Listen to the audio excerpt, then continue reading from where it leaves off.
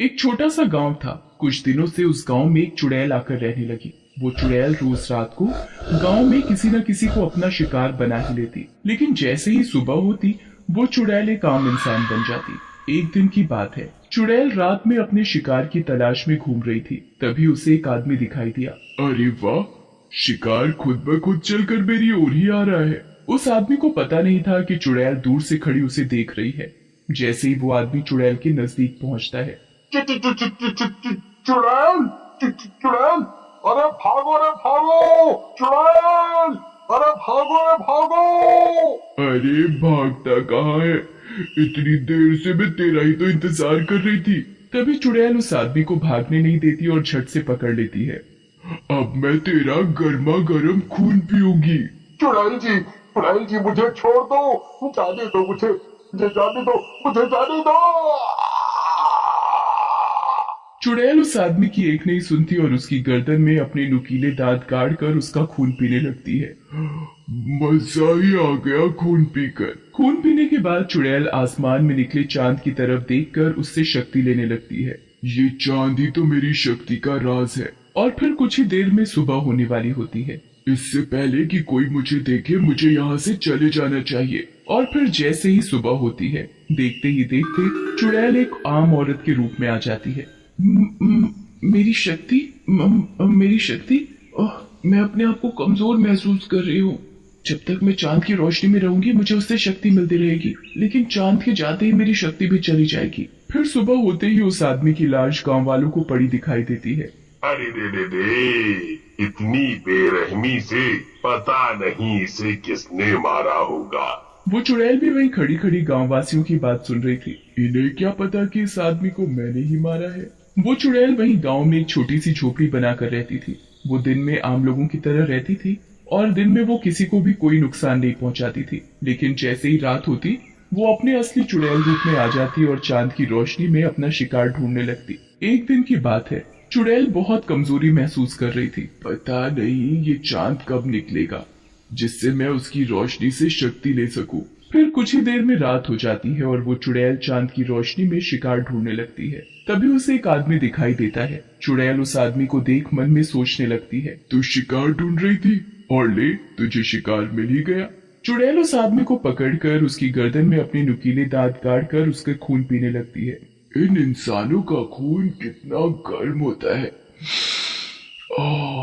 पीकर मजा ही आ जाता है। इससे पहले कि सुबह हो मैं और शिकार ढूंढ लेती हूँ। फिर कुछ ही देर में सुबह हो जाती है और चांद भी गायब हो जाता है और चुड़ैल भी एक आम इंसान बन जाती है।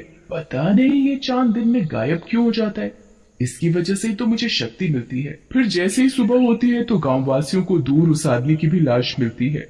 एक और आदमी की लाश, समझ नहीं आ रहा कि रात होते ही कौन गांव वासियों को मारकर उनका खून पी रहा है। तभी एक गांववासी कहता है, मुझे तो लगता है कि हमारे गांव पर किसी चुड़ैल का साया है।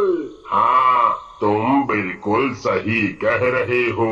फिर सभी गांववासी आपस में बातें करते हैं।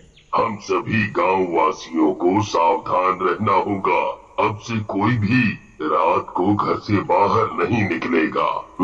अगर ये लोग रात में घर से बाहर नहीं निकलेंगे तो मैं इन गांव वालों का शिकार कैसे करूंगी? मैं तो केवल रात में चांद की रोशनी में शिकार कर सकती हूँ। दिन में तो वैसे ही मेरी शक्ति चली जाती है। अगर ये लोग रात को घर से बाहर ही नहीं निकलेंगे तो मेरा क्या होगा? फिर कुछ दिन बाद जैसे ही अमावस की रात आती है तो चुड़ैल अपने असली रूप में आती है और देखती है कि चांद गायब है। अब तो चांद की रोशनी न मिलने के कारण चुड़ैल बिलबिला जाती है। ये चांद भी न जाने अमावस को क्यों गायब हो जाता है। चांद की रोशनी न मिलने से चुड़ैल की हालत खराब होने लगती है। चांद, मुझे चांद चाहिए, चांद चांद चांद, मुझे चांद चाहिए। फिर जैसे ही दिन निकलता है चुड़ैल एक आम औरत के रूप में आकर, मुझे बहुत कमजोरी महसूस हो रही है, ऐसे तो मैं मर जाऊंगी। चुड़ैल पूरा दिन ऐसे ही तड़पती रहती है।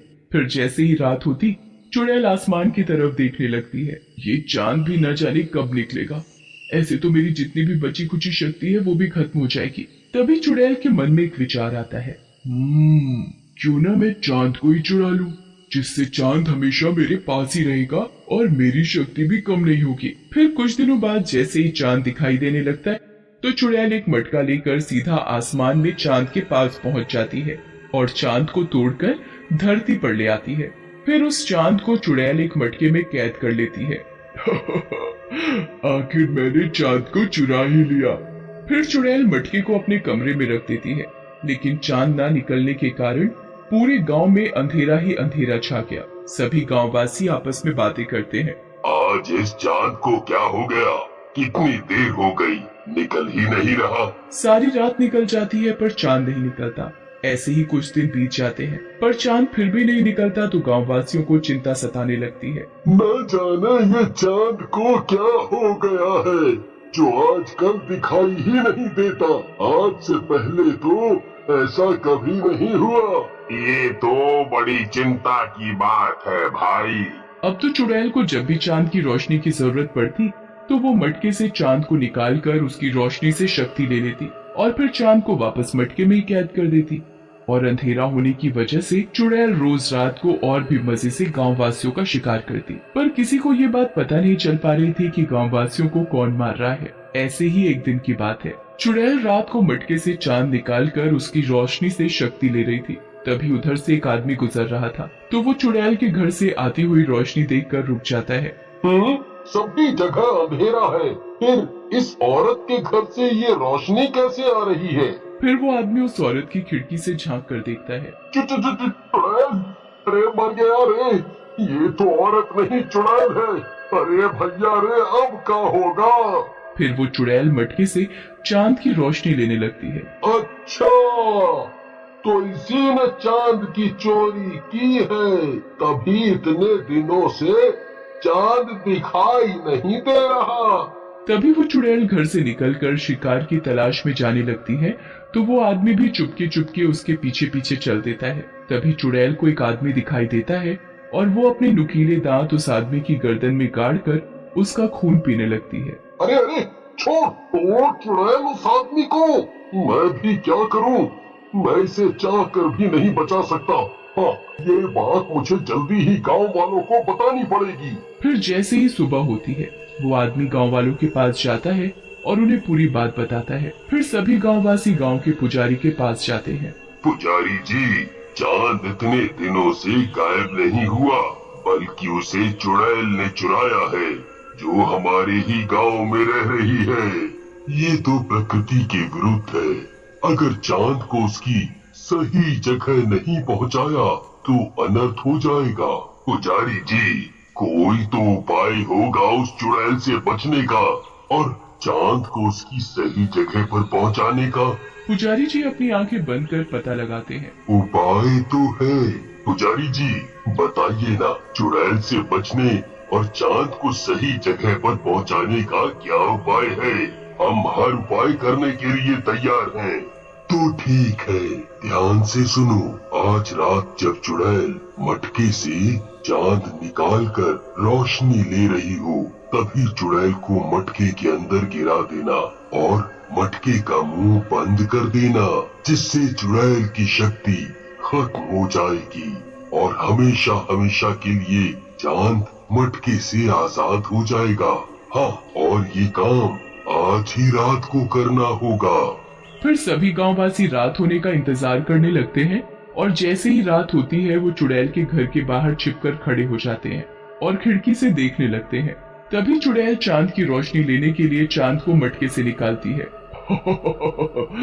मेरी शक्ति, अब मुझे कोई मार नहीं सकता, ना ही कोई पकड़ सकता है। चुड़ैल को क्या पता था कि गांववासी चुड़ैल को छिपकर देख रहे हैं। जल्दी से इस चुड़ैल के हाथ से चांद को छीनकर चुड़ैल को मटके में गिरा दो। फिर सभी गांववासी चुड़ैल के हाथ से चांद को छीन लेते हैं और चुड़ैल को मटके के अंदर गिराकर एक ढक्कन से बंद कर देते हैं और उस चांद को आजाद कर उसे उसकी जगह पर पहुंचा देते हैं। चांद अपनी सही जगह पहुंचकर फिर से पूरी दुनिया में उजाला ही उजाला कर देता है। ये देख सभी गांववासी बड़े खुश होते हैं।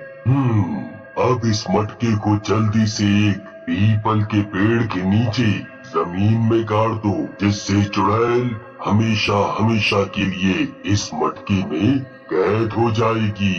पुजारी सभी गांव वासियों के साथ जाकर एक पीपल के पेड़ के नीचे उस मटके को दबा देता है, जिससे चुड़ैल के साय से गांव वासियों को मुक्ति मिल जाती है।